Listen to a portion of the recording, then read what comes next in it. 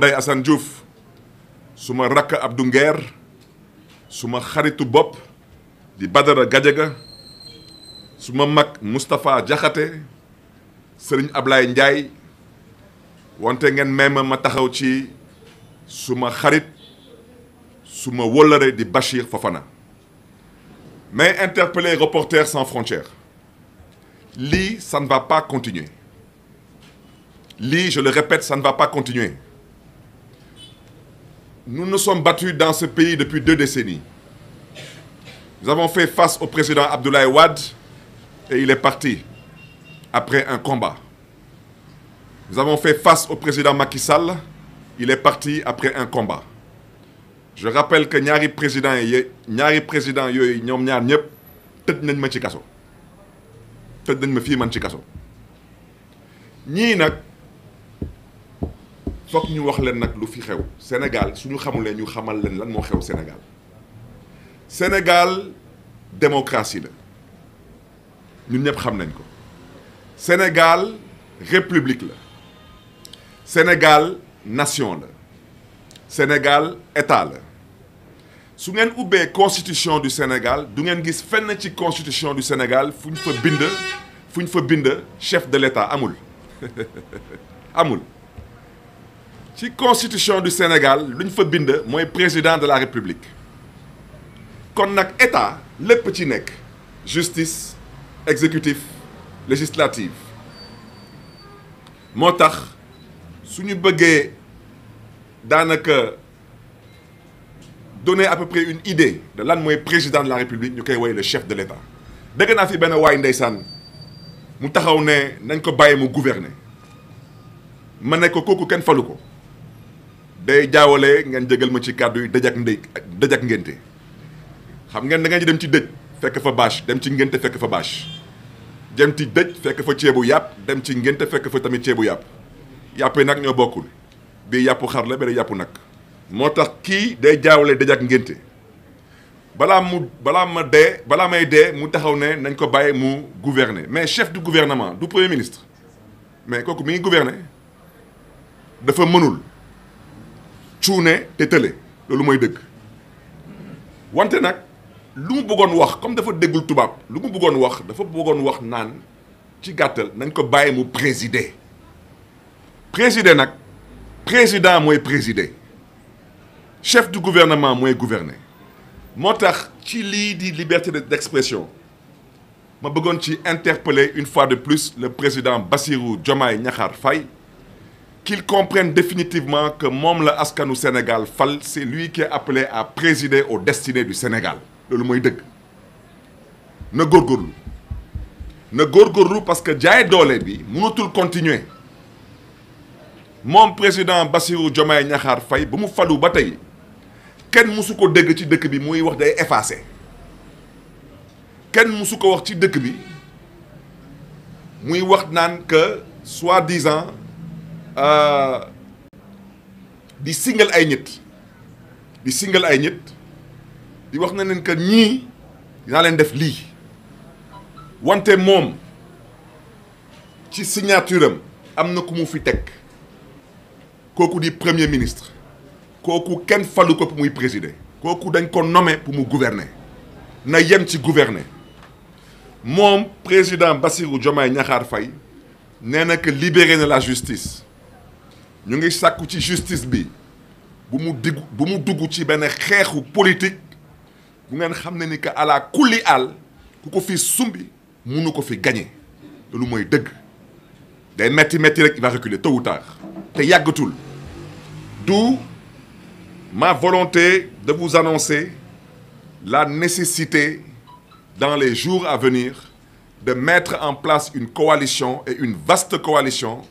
d'acteurs politiques de tous bords, d'acteurs de la société civile, parce que je le répète, la société civile n'est pas constituée de fumier. La société civile est constituée de dignes fils et filles de ce pays, qui ont grandement contribué aux avancées démocratiques de ce pays. dañ leen nar a delloo njukkal te dañ leen nar a jox seen cër ak seen wàccuwaay loolu mooy dëgg keneen ku fi wax leneen naa fekk nga démb yàggatuloon ci ginnaaw ay fan ci ginnaaw ba ngay toog ci dëkk bi di jooy ak di yuuxu société civile jooju moo fi nekkoon di la kaasal ak di la xeexal sa ay droit su la neexee tey nag ngay wane sa jikko parce que yàgg naa ko wax nee naa ab réew mi mën naa juma wante ci ay fan yu néew yéen ñëpp di ngeen ubbi seen ay bët parce que ci dëkk bi am na ay nit ñu fiy woote responsabilité mën naa jum wante je crois qu'ils ont besoin d'un accompagnement psychologique et voire même psychiatrique parce que l'accompagnement psychologique il y a des gens qui ont besoin de s'asseoir di mën a waxtaan avec des psychologues ndax ñu xam qu'est-ce qui ne va pas l'accompagnement psychiatrique am na ay dof yu bëri ñu ngi ci mbedd yi di doxa wante dañu jéem a xoolaat ñoom ñooñu est-ce que soxlawuñu dem fan dem seeti docteur parce que nit ki nag mënuñu la fal nga nar a kontaan di bégal sa askan ngay toog di dëkk di mer kese rek te kenn waxu la dara donc mbokk yi daal bañ a guddal loolu moo nekkoon kàddu yi ngeen may ma mën ko tënk ci tubaab ci ñaar ba ñetti baat maa ngi leen di gërëm di leen di sant di leen di jéglu tamit daanaka su kàddu yi xaw a ñagas maa ngi leen di ci jéglu.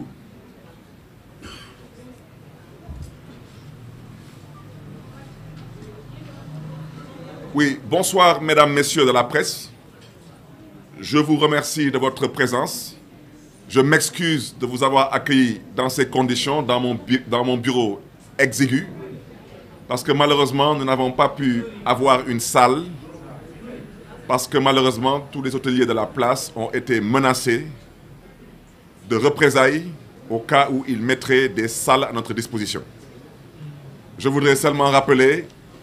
à Monsieur le Président de la République du Sénégal, son Excellence Monsieur Bassirou Diomaye Diakhar Faye, qu'il y a quelque temps de cela, dans le cadre de la coalition Yewwi Askan Wi,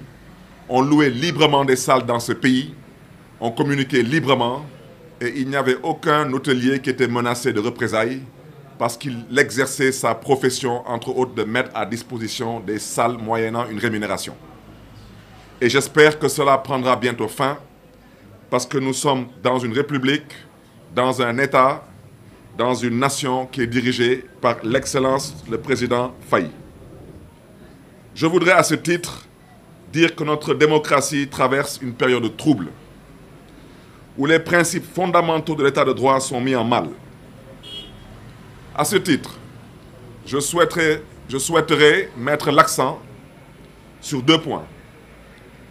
Le premier point concerne ma révocation politique qui est illégale et arbitraire. Au-delà de ma modeste personne, au-delà de mon mandat, je souhaiterais dire qu'aujourd'hui, je lève la voix pour dénoncer la confiscation du vote populaire du peuple de Dakar. Dire aujourd'hui qu'il y a plus de 500 collectivités territoriales au Sénégal. Il y a plus de 500 maires au Sénégal. Il y a une seule mairie qui a été ciblée, un seul maire qui a été ciblé, un seul poste qui a été ciblé et un seul vote d'un seul peuple qui a été détourné, en l'occurrence le peuple de Dakar. À ce titre, je voudrais dire à son Excellence M. Bassirou Diomaye Diakhar Faye qu'il est le seul et unique garant du bon fonctionnement des institutions. À ce titre, lui rappeler qu'il y a quelques jours, il a confirmé avoir libéré la justice du Sénégal. Mais je voudrais lui dire que c'est très bien. Nous l'avons accueilli avec beaucoup d'enthousiasme. Mais lui rappeler qu'il est toujours encore membre du Conseil supérieur de la magistrature.